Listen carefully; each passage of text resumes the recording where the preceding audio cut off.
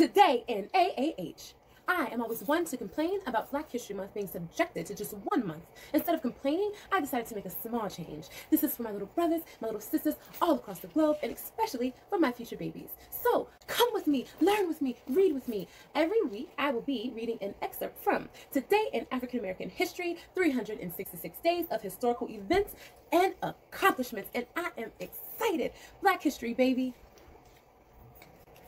Today in AAH. Today in African American History. So let's pick back up where we left off. Let's get started without further ado. Okay, so on January 18, 1888, abolitionist, author, orator Frederick Douglass became the first African American to be nominated as a presidential candidate at the Republican Convention. He received 1 vote. In 1966, President Lyndon B. Johnson appointed Dr. Robert Clifton Weaver as the first African-American Secretary of Housing and Urban Development, HUD. Weaver became the first African-American appointed to a U.S. cabinet-level position. HUD, also known as HUD, was a new agency established by Johnson's administration. In 1975, television sitcom The Jeffersons premiered its first episode. The show was a major success and lasted 11 seasons with 253 episodes. The Jeffersons is one of the longest running sitcoms with an African-American cast. It was the first show to feature an interracial married couple. They became the first interracial couple to kiss on television. In 1989, vocal group The Temptations was inducted into the Rock and Roll Hall of Fame. The group released a series of successful singles and albums with Motown Records during the 1960s and 1970s. In 1989, musician and singer Stevie Wonder, we share the same birthday, by the way. In 1989, Stevie Wonder was inducted into the Rock and Roll Hall of Fame. Wonder is considered to be one of the most successful successful musical performers of the 20th century. January 19th, 1979, the first 2 hip-hop records were recorded. King Tim III, Personality Jock. This song is often cited as the first commercially released hip-hop song by Brooklyn group The Fat Back Band, and Rapper's Delight by the Sugar Hill Gang. Bronx-style rapping can be traced back to 1976, but was not recorded until 1979. Hip-hop has evolved into a multi-billion-dollar industry worldwide. In 1999, African-American leader, human rights activist, and prominent figure in the Nation of Islam, Malcolm X, was commemorated on the U.S. postage stamp. In 2004, Kathy Hughes, who founded the largest African-American owned broadcasting company, Radio One, launched the television station TV One. The station aired African-American entertainment, lifestyle, and scripted shows in more than 2 million households. On January 20th, 1949, Lionel Hampton became the first African-American musician to perform at a presidential inauguration for President Harry S. Truman. On April 17th, 2002, Hampton's 94th birthday, the U.S. Congress honored him by passing a resolution describing him as one of the all-time great jazz musicians. In 2009, can you guess? Can you guess what happened in 2009? President Barack Obama became the first African-American president of the United States of America. He was sworn in as the 44th president and took the oath of office using the same Bible President Abraham Lincoln used when he was sworn in as president during his 1861 inauguration. Obama also became the first African-American to secure the nomination of any major national political party. He was sworn in for a second time on this date in 2013 after being reelected as president in 2012. On this day, January 21st, 1987, singer and songwriter Aretha Franklin became the first woman ever inducted into the Rock and Roll Hall of Fame. Franklin has won a total of 18 Grammy Awards and is also one of the best-selling musical artists of all times, having sold over 75 million records worldwide. She is known as the Queen of Soul. And in 1987 again, a singer-songwriter and record producer Marvin Gaye was inducted into the Rock and Roll Hall of Fame. Gaye helped to shape the sound of Motown Records in the 1960s. He was first as an in-house session player and later became a solo artist with a string of hit songs. So on January 21st and January 22nd, there were many prominent Black musicians inducted into the Rock and Roll Hall of Fame. So we have, let's see, B.B. King, Jackie Wilson, and let's see, on this day in 1986, singer-songwriter, dancer, musician, and band leader James Brown was inducted into the Rock and Roll Hall of Fame. As a major figure of 20th century popular music and dance, he is often referred to as the Godfather of Soul. Brown's career that lasted more than 5 decades has influenced the development of several music genres. So we also have Ray Charles in 1986, Sam Cooke.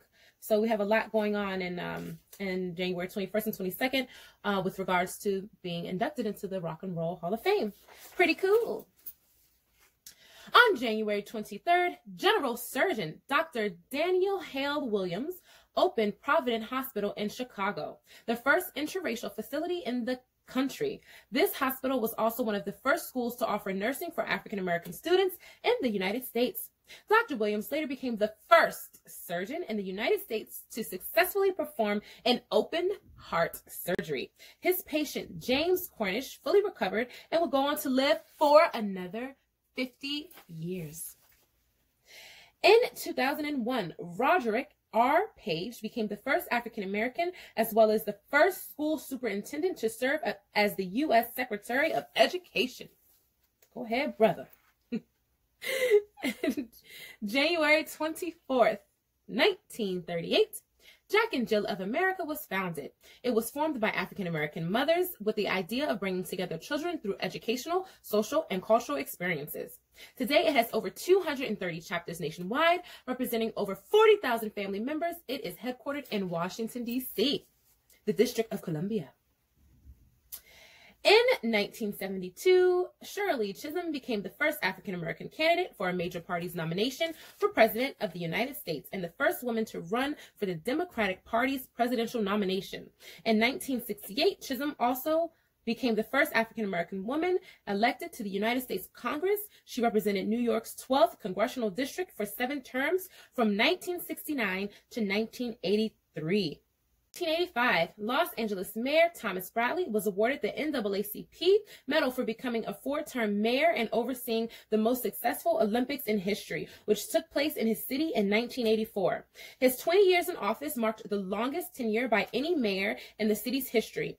Bradley's 1973 election made him the second African-American mayor of a major U.S. city. On January 25th, 1890, the National Afro League, NAAL, was founded in Chicago under the leadership of Timothy Thomas Fortune.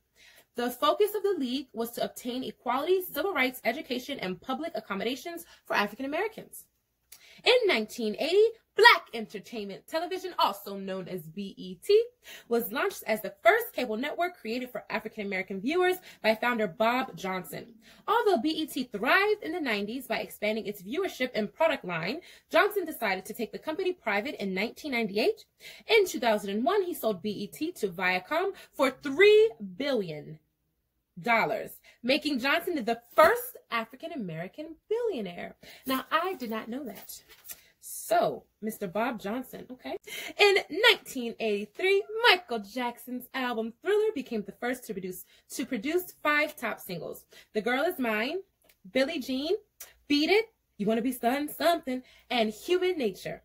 The Guinness Book of Records certified his album Thriller, for which Jackson won 8 Grammy Awards, as the best-selling album to date.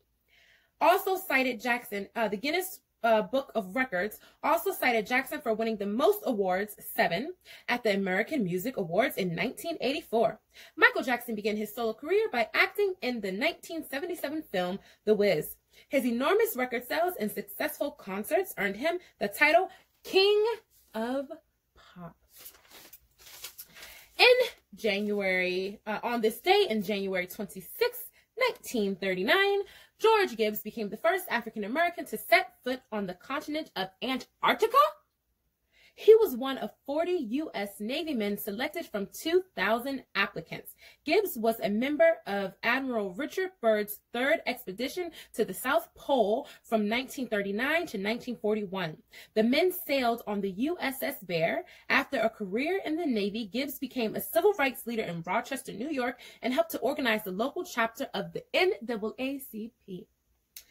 In 1993, Mike Epstein became the first African-American Secretary of the U.S. Department of Agriculture. In 1999, the International Criminal Police Organization, or Interpol, named Ronald K. Noble to head the organization, making him the first African-American Secretary General. Noble became the highest-ranking African-American in the history of law enforcement.